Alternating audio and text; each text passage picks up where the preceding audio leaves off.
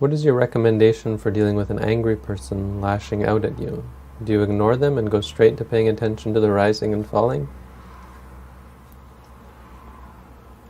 Yeah, no, never do that. Rising and fall, there's nothing special about the rising and falling of the abdomen.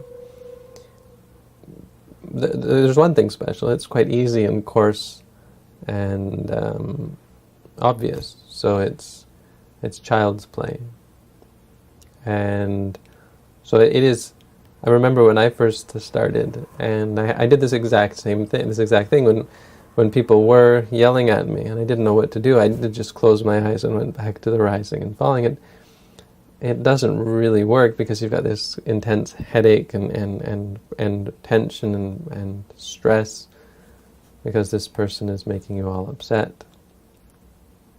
And so you're not actually cultivating objectivity. You're not actually meditating. You should never ignore anything. Never. The point is, don't ignore the present moment. The present moment at that moment is this person lashing out at you. So you can close your eyes, you can keep your eyes open, but what you should be focusing is on where your mind is. If your mind is not interested, if you're so highly developed that you're not interested, this person's lashing out at me, okay, well, back to my meditation, then absolutely that's fine. If it doesn't bother you and your mind doesn't even go out there, you know the person's there, you say to yourself, hearing, and then just ignore them and go back to your rising and falling, and it's just like birds chirping and fine. But if it upsets you, or if you're at all interested in it, and it's highly unlikely that you're able to really put this out of your mind unless you are highly developed.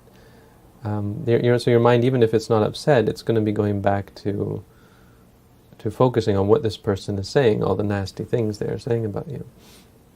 In which case, that's what you should be focusing on, saying to yourself, hearing.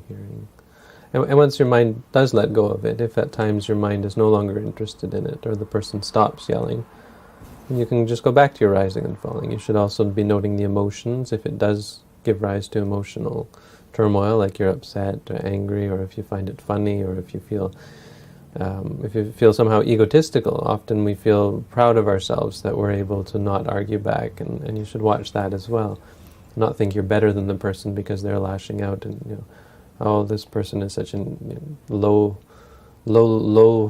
spirituality, such a low being. I don't know what the word is.